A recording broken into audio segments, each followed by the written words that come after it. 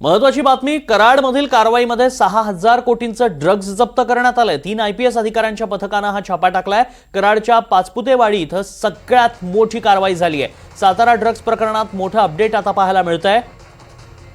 3 IPS अधिकाऱ्यांच्या पथकानं हा छापा टाकलाय।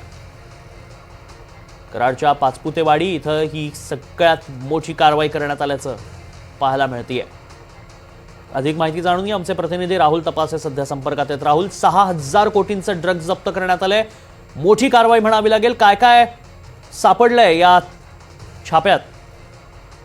सर्वात महत्त्वाचं, या कारवाईनं संपूर्ण महाराष्ट्र नव्हे तर भारतातील सर्व यंत्रणा खडबडून जाग्या होतील अशी ही कारवाई म्हणायला काय हरकत नाही।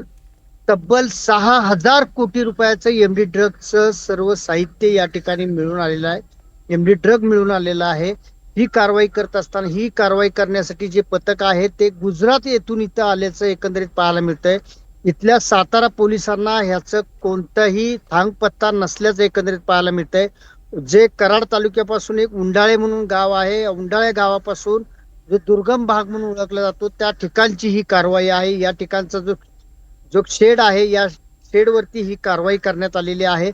सर्वात महत्वाचं म्हणजे ह्या कारवाईमध्ये एका नामचीन गुंडाचा समावेश असल्याचं समोर आलेलं आहे।